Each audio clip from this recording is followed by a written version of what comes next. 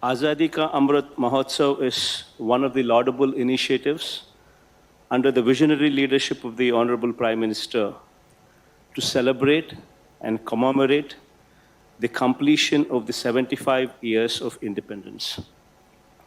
This Mahotsav has rightly provided an occasion to rejoice the nation's glorious past, its cultural, social, economic, and scientific achievements made during the admirable 75 years, and also to reaffirm our commitment to the nation's progress going forward 25 years into the future. We look at the selfless spirit of the freedom fighters with humility and pride.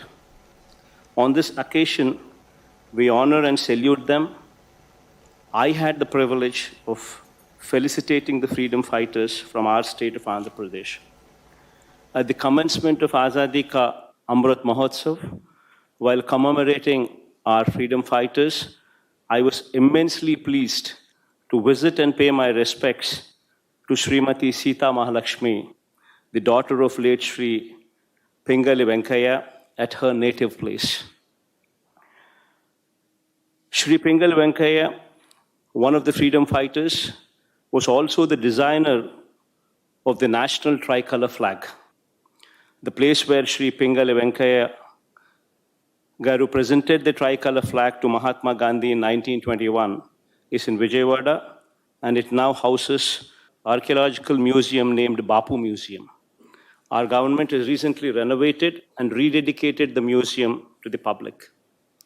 Further, in the memory of great freedom fighters of Andhra Pradesh such as Sri Alluri Sita Ramaraju, Sri Uyalavada Narsimha Reddy, Sri Andhra Kesari Prakasham Pantulu Garu, Sri Potti Sri Ramulu, Sri Duggirala Gopala Krishnaya Garu, Sri Ayadevara Kaleshwara Garu, Sri Vavilala Gopala Krishnaya Garu, and other renowned personalities, in their memory, we have been conducting Azadi Ka Amrit Mahotsav celebrations every week through virtual and direct events, and thus far we have conducted 908 such programs in our state. This gives us the opportunity to not only celebrate the selfless lives of the freedom fighters, but to also enable the younger generation to draw inspiration from their lives. Consequently, our endeavor of involving people from all walks of lives and inspiring patriotism in them is being fulfilled. This occasion offers us an opportunity to look back at our nation's journey. As a nation, we have progressed remarkably during these 75 years, and in particular, during these 7.5 years. The GDP at constant prices increased from 2.94 lakh crores in 1950-51 to rupees 145.69 lakh crores in 2019-20. India is now the 6th largest economy in the world. At this crucial juncture, when the road ahead offers many opportunities and poses many challenges, I wish to lay special emphasis on two vital elements to unleash the full potential of our nation: sustainable development and reduction of economic inequality. It is imperative that while the needs of the present are met through economic progress, the ability of the future generations to meet their needs should not be compromised. The energy sector plays a very key role in socio-economic development. Over the last 15 years, the country's installed power generation capacity has increased from 1,27,423 megawatt to 3,84,116 megawatt. More particularly, the thermal power generation capacity has increased from 83,982 megawatt to 2,34,058 megawatt during these 15 years, resulting in increased emissions of greenhouse gases, threatening the future generations. We have enormous responsibility to formulate policies that would eventually lead to phasing out of coal-based power generation and enhanced reliance on renewable sources for energy needs. However, given the intermittency associated with renewable power sources, storage solutions have to emerge. This is essential to ensure the right balance is struck between meeting the power demand and achieving carbon neutrality. I take this opportunity to convey my appreciation for the initiative of the Honorable Prime Minister on this count.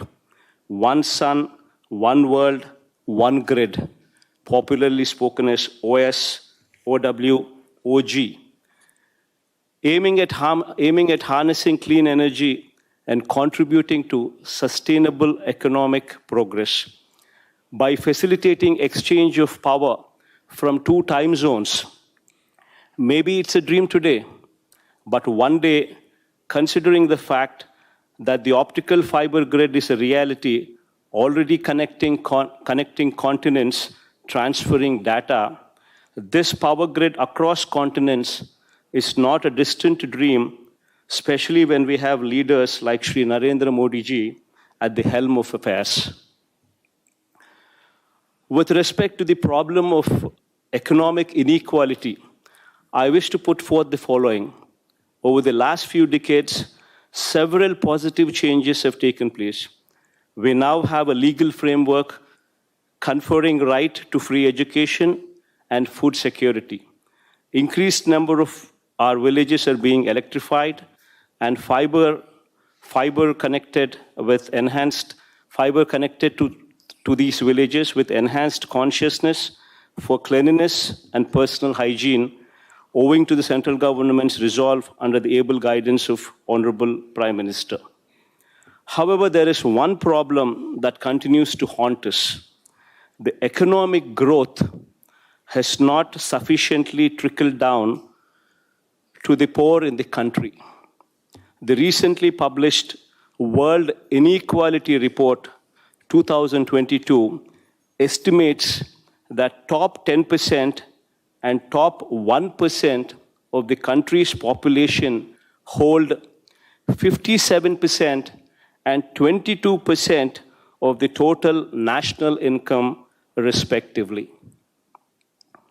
Income inequality would result in increased rural indebtedness, lower purchasing power, and reduction in rural aggregate demand. This is a serious problem that deserves immediate attention from all of us as policymakers. In the light of the fragility, the interventions must be made more impactful and identifying and effectively addressing the bottlenecks and thereby making inclusive economic growth possible. Sir, I wish to conclude by saying that we would redouble our efforts to ensure the success of the Azadi Ka Amrit Mahotsav. I convey my thanks for this opportunity. Look forward to many such occasions where we have a chance to reflect on the past and deliberate on the appropriate course for the future. Jai Hind.